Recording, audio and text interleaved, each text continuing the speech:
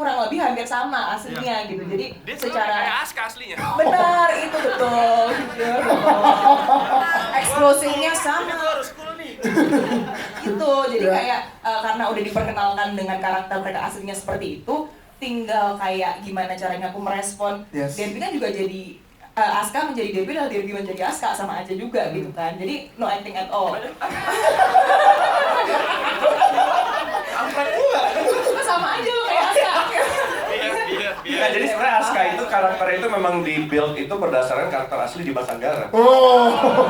Jadi sebetulnya film ini itu banyak banget plot twist-nya. Emang iya, Mah? Mama yang nulis loh, Mah. Mama terinspirasi dari dia. Langsung ikut Anak mama kan 2, ya udah 11-12 emang ya. Lebih ke kakak gua tuh. Ditunjuk juga. Jadi nanti jangan sampai sana. Berarti Bagas, Dida, Aska, Dimas. Nah, nanti bisa ditanyakan ke Mama ya. Jihan, tepuk tangan untuk Jihan, thank you Jihan. Ke Rangga Natra. Gak. Harus cool ya? Oke. Gue jawabnya dikit-dikit aja ya. Sebagai Bagas, part tersulit itu apa? Apakah itu terlalu jauh dari seorang Rangga gitu? Mau gue yang jawab? Gampang banget ya, soalnya kan harus kalem aja. Iya. Itu udah acting itu beneran. Wong. Part tersulit jadi orang kalem. Itu susah banget. Jadi setiap take gue izin dulu sama Jihan. Ji, sorry ya, di sini ini gue nggak ngobrol dulu gitu. Harus fokus. Kok deg-degan ya? Gue pada diem sih tadi giliran Derby ketawa-ketawa. Jadi susah banget jadi orang kalem. Itu aja sih referensi gue jadi Dimas Anggara sebenarnya. Oke. Kalemnya, tenangnya itu yang gue contoh. Dia nggak gitu. Iya, makanya ternyata salah ya, harusnya tidak ya. Gue sahabat sama dia Iya, salah. Referensi gue salah. Harusnya tidak. Bagas itu, Aska itu, Dimas. Gitu sih jadi kalem sih, dia jadi orang kalem susah. Karena gue kan petakilan banget aslinya. Berarti lo banyak komunikasi sama sutradara kita, sama Dimas Anggara untuk di situ ya. Dan ngobrol sama Jihan untuk mendalamin, karena kan perannya tadi kan banyak yang serius tuh adegan-adegannya. Lu kalian gimana? Gimana Ji? Enak sih sama Jihan, open orangnya. Itu kayaknya harus gue yang jawab. Ya. Harus Dimas. Iya. Gila sih. Pokoknya adegan mereka berdua, Nare Bagas, Nare Aska, tuh gue pusing. Apa musiknya? Wah, ini teman-teman media lagi. Karena gue nih dibully. Gue dibully kayak, dengerin gue dong. Beneran ya, coba lu belok. Coba gimana? Kita tuh ngikutin Dimas banget tuh. Baik kan? Kita ini di set yang paling dengerin Dimas, kita bertiga ini yang paling nurut kalau Dimas bilang apa, kita oke gitu. Terus setiap di set diem banget. Nah, gimana dia pembelaannya? Iya. Iya saat kedua kalinya ya. Kalau awal tuh kayak men. Ini lo ini karakter lo nih, bukan karakter, bukan tokohnya nih.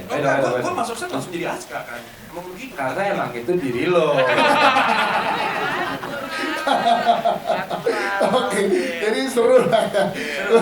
Saya berangkat thank you. Kita ke Derby, Romero Derby. Karena sebelumnya juga teman-teman tahu di industri film kemarin dari cowok green flag. Sekarang jadi cowok red flag nih. Ini gimana untuk seorang Derby dapat peran Aska nih di film ini, silakan. Jadi sebenarnya karakter ini sebelumnya Dimas sudah cerita dari Dimas mulai start Depok Dimas sudah cerita. Terus kebetulan waktu itu memang jadwal tabrakan nih ceritanya gitu. Terus ternyata Dimas baru mau start, aku pas banget udah kebetulan gue baru selesai banget ya waktu itu. Baru selesai banget performa Sherina, itu baru selesai syuting. Ini promo film lain. Parah marahin mah. Gimana tuh mah? Udah lewat. Bumbu ada nakal gitu. Kita ngapain bumbu deh. Wah udah lewat jauh. Boy itu benar baru selesai syuting. Dimas nelpon, udah selesai lu ya? Sini ke kantor. Terus ternyata ditawarin untuk main untuk jadi Aska sama Dimas, dan gue emang pengen banget dan gue suka sama karakternya. Maksudnya keseruannya sebagai seorang aktor kan gitu ya. Maksudnya pertama gue syuting sebelum syuting OTD kan emang karakternya keren banget. Bilang di sini pas gue baca, buset ini Dimas banget ya.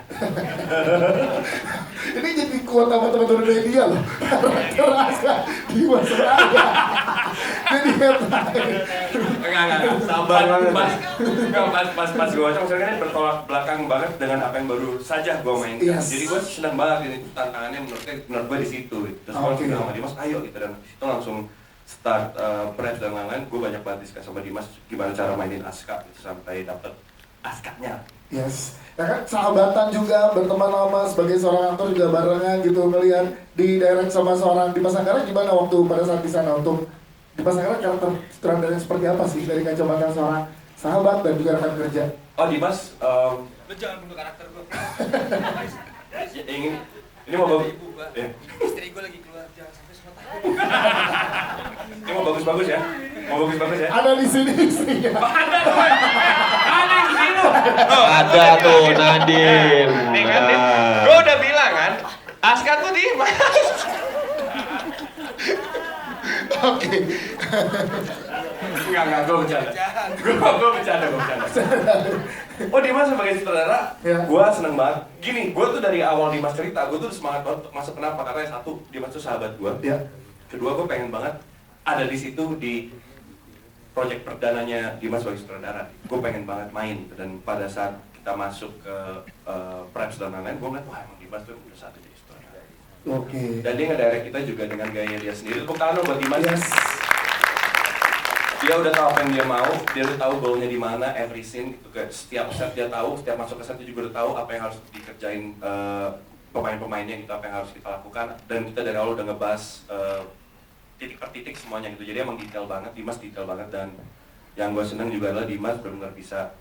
Nanti hubungan sutradara dan pemain kan juga penting ya, Iya. kepercayaan itu. Dimas mempercayakan kita semua dengan karakter yang dikasih, karakter kita Mama Deli juga. Dan wah, Dimas sih luar biasa, kita tepuk tangan sekali. Tepuk tangan dong untuk Dimas Anggara.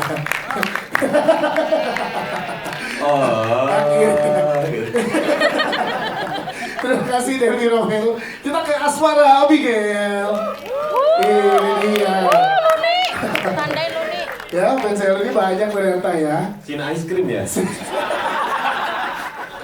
Asmara mau ngobrol, karena kan seorang Asmara juga punya latar belakang pendidikan fashion ya. Ini gimana rasanya tergabung di proyek ini yang juga mengangkat strugglingnya mahasiswa yang untuk jurusan fashion di luar negeri, ya pasti ada ininya juga relate dengan seorang Asmara Abigail, silakan. Iya,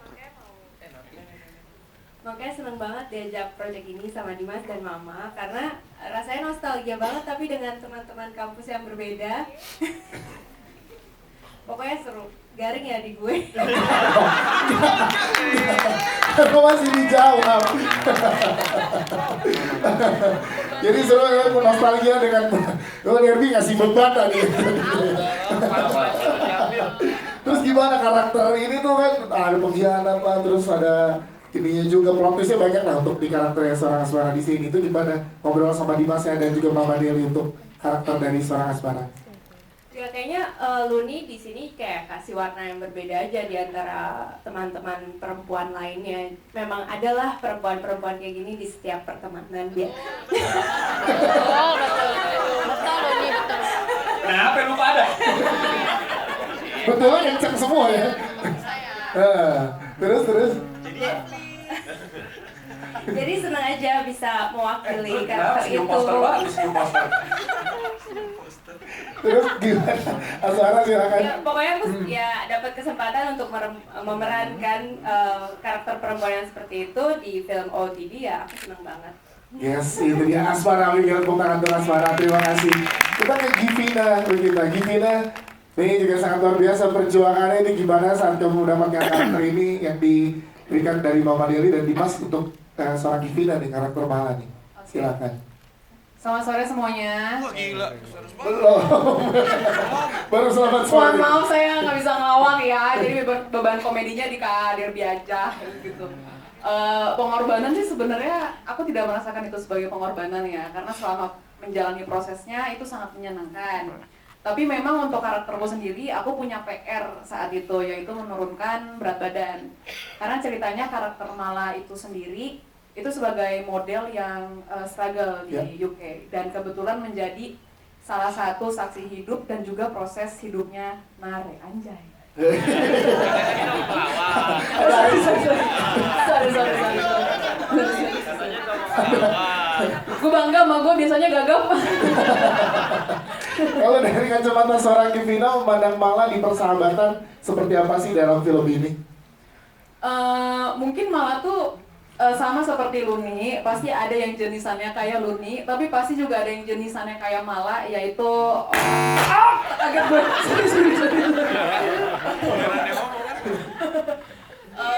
Mala tuh tipikal teman yang selalu pengen didengar gitu sama semua orang. Dan tapi nggak ada intensi yang buruk gitu loh. Jadi kalau misalnya ada berantem sama teman-temannya, pasti tipikal yang ya gue sebel sih sama lo tapi gue tetap sayang anyway gitu. Oke, itu dia. Tepuk tangan untuk Divina dong, thank you. Coba ke Jolen Mary juga ngobrol sama Jolen ini. Penasaran gimana nge-build chemistry di persahabatan kalian dan apalagi nih disutradarai oleh Dimas Anggara itu silakan. Wah, sutradaranya luar biasa. Gokil. Nah sebenarnya kalau misalkan kita ngomongin chemistry, yang pertama break the ice itu adalah yang di depan saya ini nih, yang pakai jaket warna biru nih. Karena awalnya tuh kita waktu pas reading ya teman-teman semua. Ketawa, anak nakal emang gitu. Iya, kenapa ketawa ya? Ini lagi menjelaskan, Iya. lagi menjelaskan. Silakan. Tenang, yang aman-aman aja kok, yang ya jadi kita tuh waktu pas reading ya udah kita bener-bener reading biasa aja gitu kan. Tapi ketika satu orang ini datang, wah duar semua. Langsung. Semua erat ya. Semua langsung erat banget, kayak pakai lem ini gitu.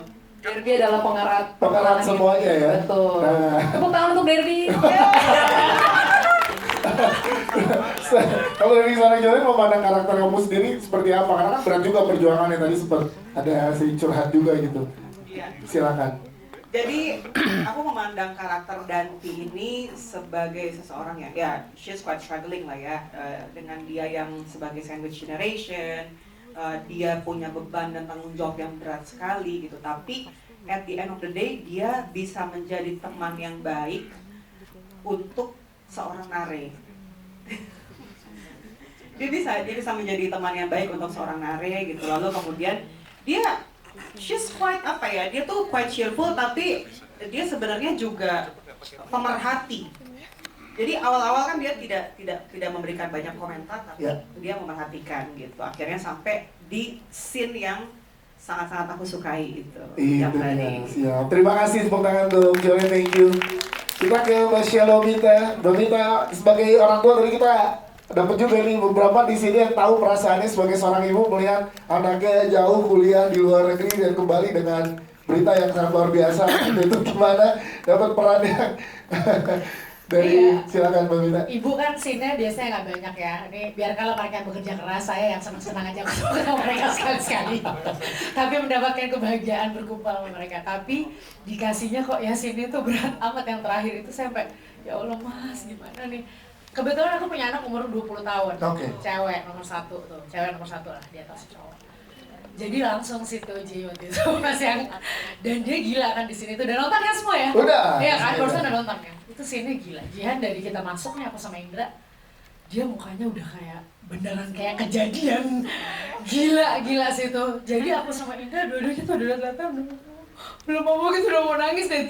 Dia kayak orang apa ya, udah mukanya pucat terus nangis duduk di bawah. Sebenarnya mungkin itu ya sebenarnya ya. Cuma kayak dan gloomy ambience-nya kita dapat banget dan aku langsung ingat anak aku sih. Jadi kejadiannya itu tuh wah gila. Jadi ya langsung udah nangis-nangisan di tempat. Bertiga, bapaknya juga mungkin ya, Indra juga punya anak perempuan segede-gede aku kan gitu. Jadi dan harapan aku memang kayak pelajaran aja ya. Jadi kan di situ kan juga orang tuanya lumayan agak keras-keras gitu kan. Jadi kayak apalagi zaman sekarang menurut aku orang tua tuh paling harus menjadi sahabat anak sih. Itu dia. Siap. Terima kasih Mbak Shalomita. Kita ke Runi dan Aldo nih. Kalau nggak ada mereka berdua, Ferry nggak telepon Bagas lagi nih. Ya, Mas ya. Jadi ini setelah ke Malang ketemu kalian berdua. Tapi Runi dan Aldo ceritain dong karakter kalian gimana nge-blend-nya bareng sama Nare juga. Silakan. Duluan dong. Karena dulu lah. Oke. Jadi senang banget karena kan sebenarnya sebelumnya udah kenal sama Jihan kan. Jadi dinamikanya kita bertiga ketika kita syuting kita dari Jakarta kan tuh balik. Rasanya senang banget karena bisa memberikan semangat untuk Nare ini sebagai Vera ya maksudnya ya. Terus jalan-jalan ke Malang. kayak penemuannya si Nare dikenalkan lagi, di connect lagi sama Bagas dan lalu dibantu untuk melakukan pewarna alami itu. Jadi happy sih kita bertiga ini kayak kelinci ya sebenarnya ya, loncat-loncat seperti energy ball bersama gitu. Kalau Nicknya sendiri pun juga akhirnya cuman ya di mana pasti setiap tongkrongan orang yang memang berkesinambungan dengan desain pasti ada si orang-orang seperti Nick ini kan. Jadi emang yang bagian rempongnya aja, bagian yang bikin dramanya itu makin didramain lagi, makin dihebohin lagi sama karakternya si Nick. Jadi banyak persahabatan yang relate ya, sahabat yang tadi coba banyak yang relate, yang di sini juga banyak yang relate ya, dari segi persahabatan ya. Siap, Runi dan Aldo, terima kasih. Tepuk tangan dong sekali lagi. Sekarang kita berikan kesempatan buat teman-teman media ngobrol langsung dengan teman-teman yang ada di sini. Ya, sebelah mana? Sini. Ya, yang dekat silakan nama, media dan pertanyaannya. Terima kasih untuk sutradaranya, bagus banget filmnya. Aku mau nanya. Nama dan dari media mana? Evan dari Jakarta Cinema. Aku mau bertanya kenapa pilih lokasi di Birmingham gitu. Oke. Terus ada nggak sih kisah-kisah unik selama syuting di sana? Karena Birmingham ini kan banyak nih ya klub-klub bola yang bagus gitu. Ada Wolverhampton, terus timnas. Salah satu timnas kita dari situ kan ada yang dari Birmingham. Apakah mungkin ketika lagi syuting dia ngeliat terus jadi akhirnya mau ngebela timnas kita gitu loh. Maksudnya gitu. Apa ada fakta-fakta unik seperti itu gitu? Oh, saya mau nih dinaturalisasi, ada film ini. Nah gitu. iya gitu. Oh ya terus satu lagi. Kenapa karakter utamanya wafatkan dengan cara begal gitu? Itu dari tadi penasaran gitu. Mau yang lebih estetik gitu. Thank you Mas. Silakan Dimas Anggara. Thank you Mas, pertanyaannya menarik. Pertama kenapa kita memilih lokasi Birmingham? Jadi pasti teman-teman semua udah tahu kalau ditanya fashion kiblatnya ke arah mana. Pasti biasanya ada New York, ada Paris, ada Milan. Itu udah standar dan kita semua udah melihat itu gitu. Tapi kenapa kita memilih Birmingham? Ternyata Birmingham itu adalah ada sekolah fashionnya juga dan itu bagus. Dan mungkin masyarakat kita banyak yang belum tahu kota Birmingham itu seperti apa. Jadi kita juga pengen ngasih pemandangan yang berbeda kepada masyarakat Indonesia juga gitu. Kalau misalkan memang sekolah fashion itu nggak hanya di kota-kota besar yang sudah meluas gitu, tapi ada loh sekolah fashion juga di kota ini yang kota sendiri pun juga menarik gitu. Nah itu yang pertama. Ya. Terus yang kedua kalau masalah bola Mas, memang pada saat itu kita mau nonton Wolverhampton main Mas. Kita memang sempat. Iya, tapi saya tidak berani karena tanggung jawabnya berat. Gitu. Tapi memang pada saat itu banyak yang beberapa kita nonton di pas banget memang ada pertandingan dan kita saat itu lagi mau break. Terus jadi kayak apa nonton ya?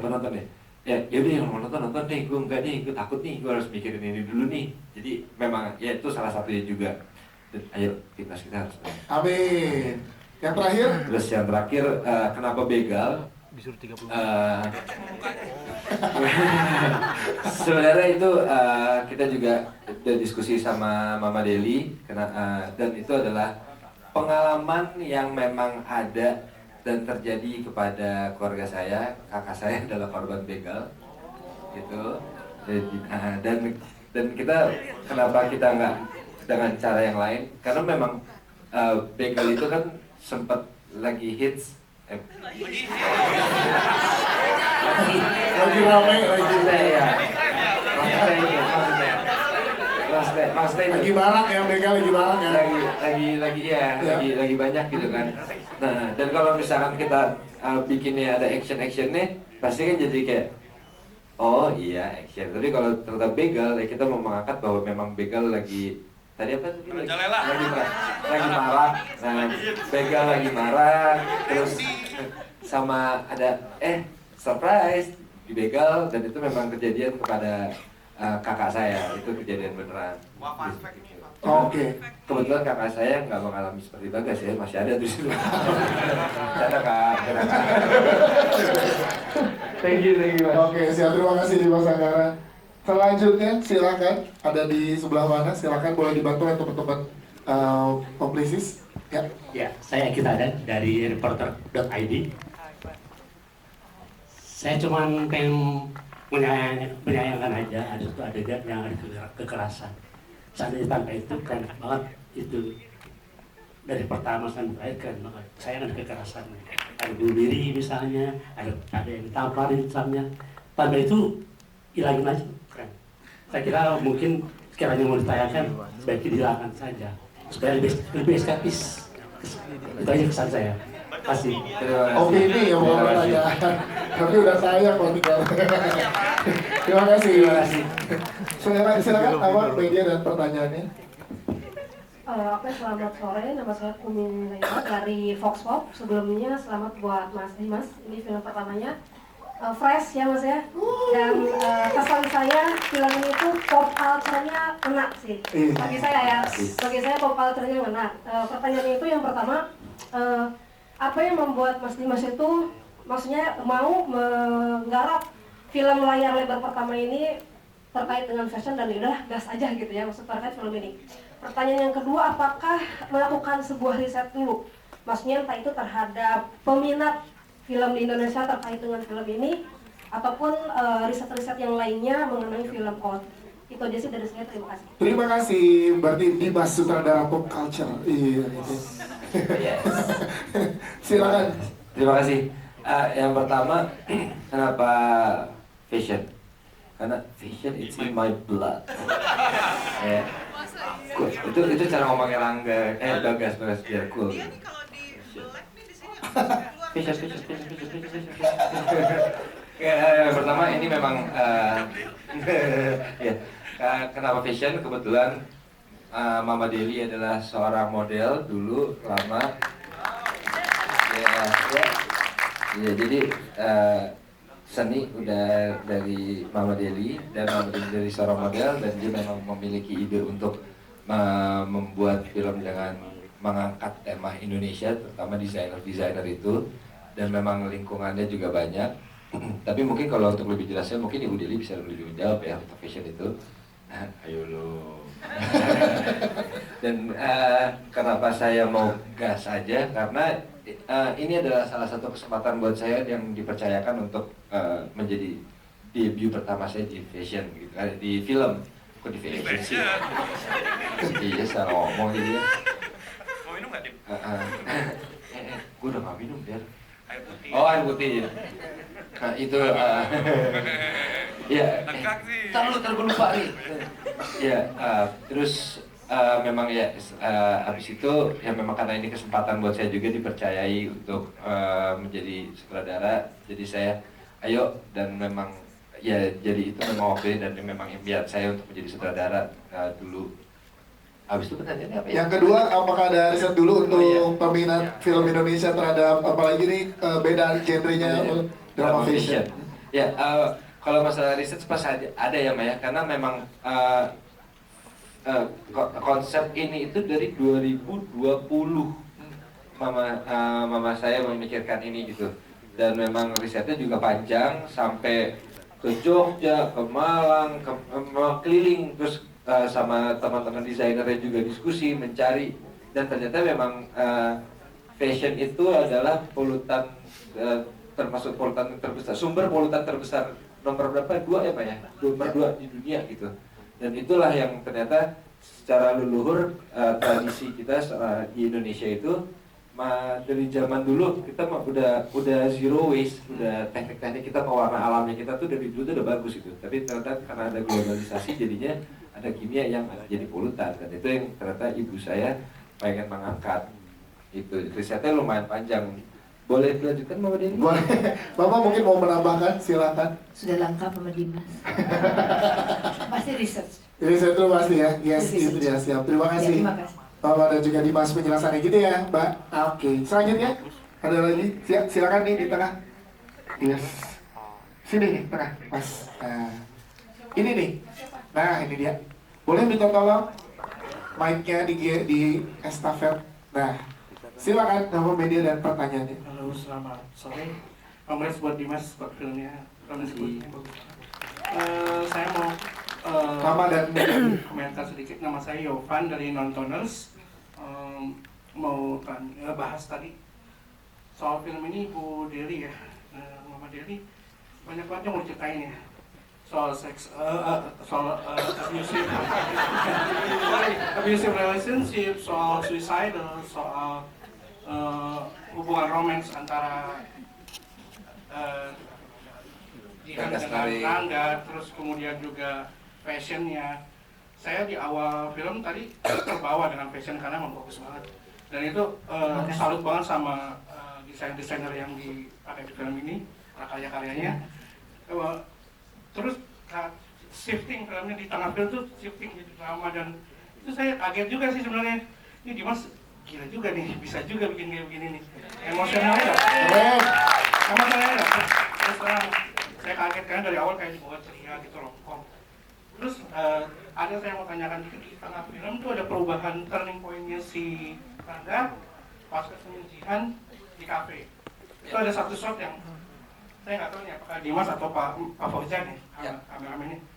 Itu kok warnanya beda antara Rangga dengan Jihan, itu maksudnya apa?